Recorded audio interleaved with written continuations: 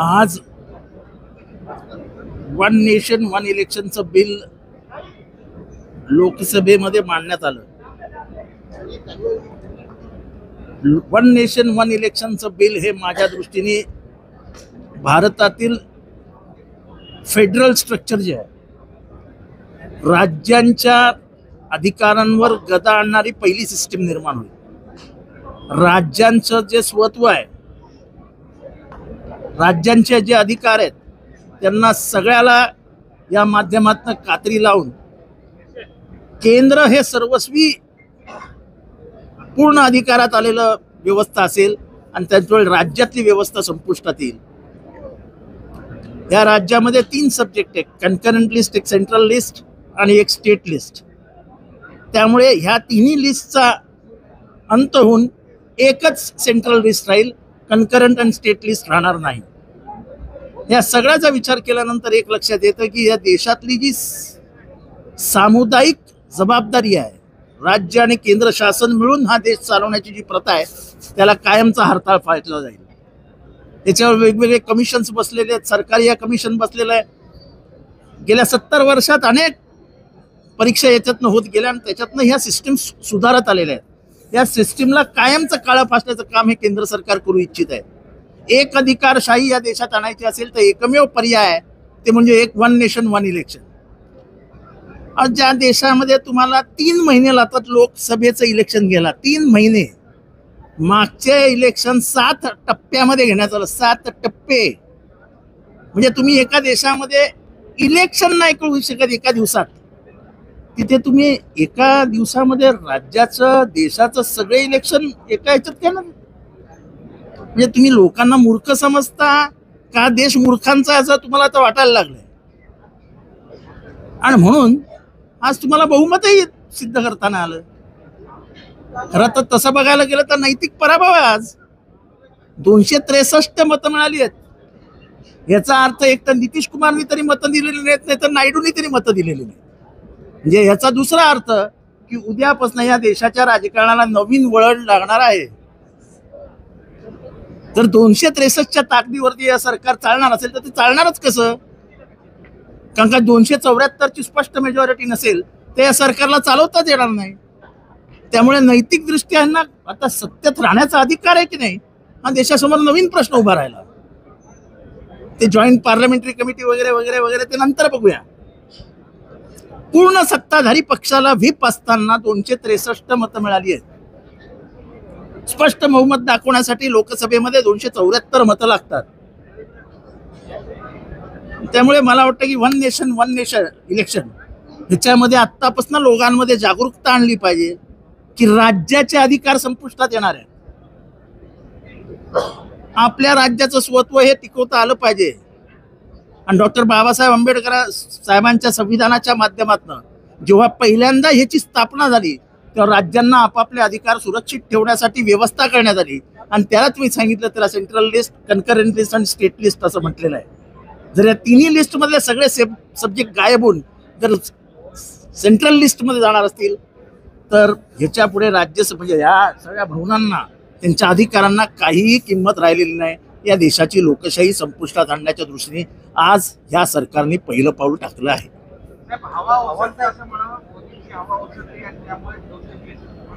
नाही, असं आहे की हवा ओसरली नाही. एक अधिकारशाही जी डोक्यात आहे ना, ती त्यांना कशी करून आणायची. One nation one election is a direct step towards dictatorship. Direct step.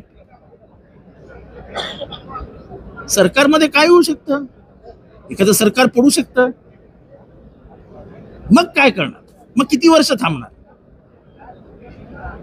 काय कॉन्स्टंट नाही ना. एक दिवशी निवडून आल्यानंतर 5 वर्षानंतरच सरकार जाईल असं काय सांगता येत नाही. पाडलत ना तुम्ही महाराष्ट्राचं सरकार, कसं पाडलं ही गोष्ट वेगळी, पण पाडलत ना.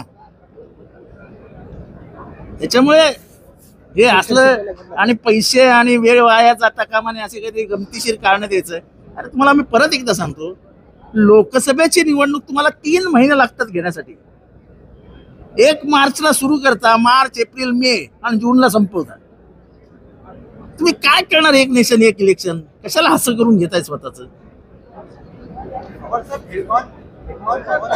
सुरुवातीला केंद्र आणि राज्य सरकारच्या निवडणुका एकत्र झाल्या होत्या. कुठे 51 आणि 52 51 आणि 52 म्हणजे स्वातंत्र्यानंतर लगेच आपण आलो होतो बाहेर. तेव्हाच उत्तर 1950 साली संविधान आलं होतं आणि संविधानानंतर पहिल्यांदा आपण लोकसभेच्या निवडणुकांना सामोरे जात होतो. पण त्याच्यानंतर बघा काय काय झालं. त्याच्यानंतर किती निवडणुका एकत्र झाल्या. मोदींच्या डिक्टेटरशिपला पहिली चपराक आहे.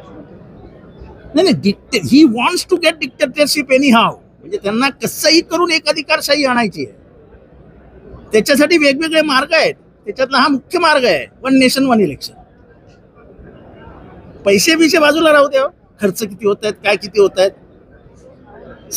सरकार निवडून आल्यानंतर 1 महिना सरकार बसत नाही, 4 दिवस खातेवाटप होत नाही, त्याच्याबद्दल चर्चाच नाही. मंत्री घरी बसलेत नाराज होऊन, कोण बोलायला तयार नाही. महाराष्ट्रातल्या जनतेच्याही लक्षात नाही, कारण नागपूरमध्ये बंगलेत. कोण रुसून कुठे बसले समजत नाही. तुम्हाला समजलं का कोण रुसून कोणाच्या घरात बसले ते काय समजलं का तुम्हाला. माहिती आहे का काय ती माहिती घ्या. महाराष्ट्राला कळलं पाहिजे ना कोण मंत्री कुठे रुसून कोणाच्या बंगल्यात बसलेत. गमतीशीर आहे. मंत्री रुसलेत सकाळपासून, घराच्या बाहेर पडलेले नाहीत. म्हणजे बायको रुसलेले आम्हाला माहिती होती, पण मंत्री रुसताचं पहिल्यांदा ऐकलं मी. लोकशाही धोक्यात आहे.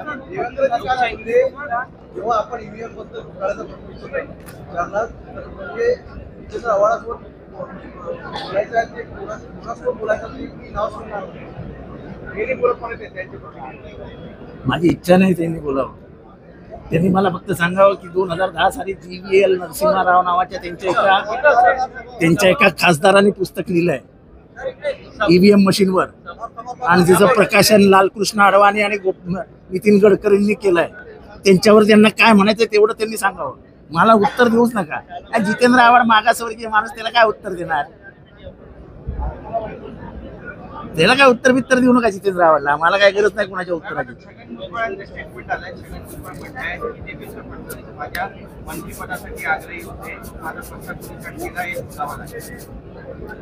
आता हे सगळं आतमधल्या गोष्टी त्यांना माहिती, मला काय माहिती. पण म्हणजे आता त्यांना लक्षात आलं असेल की कट कारस्थान रस्तं कोण. पूर्वी बिलो फाडायला सोपं होतं, कोण कट कारस्थान रस्तं, कोण कट कारस्थान रस्तं. आता त्यांच्या लक्षात आलं असेल कट कारस्थान रस्तं कोण. मंत्री लग्नाचे कारण काय. उभाटाच्या आमदारांचं म्हणणं होतं की आम्हाला राज्यपालाच्या भाषणावर बोलायचं आहे, त्यामुळे ते आतमध्ये गेले. आणि आमचं म्हणणं होतं की नैतिकदृष्ट्या परभणीचा विषय आणि बीडचा विषय इतका गंभीर आहे, समाजामध्ये इतका आक्रोश आहे त्याच्याबद्दल, की त्याच्या विरोधात आवाज उठवण्यासाठी आपल्याला सभागृह पुरं पडत नाही. कारण का सभागृहात बोललंच दिलं जाऊ देत नाही, म्हणून आम्ही बाहेर पडलो. काय लागतात मंत्री काय लागतात मला माहित नाही. आपण चौकशी करा आणि कुठे लपलेत ते मला सांगा.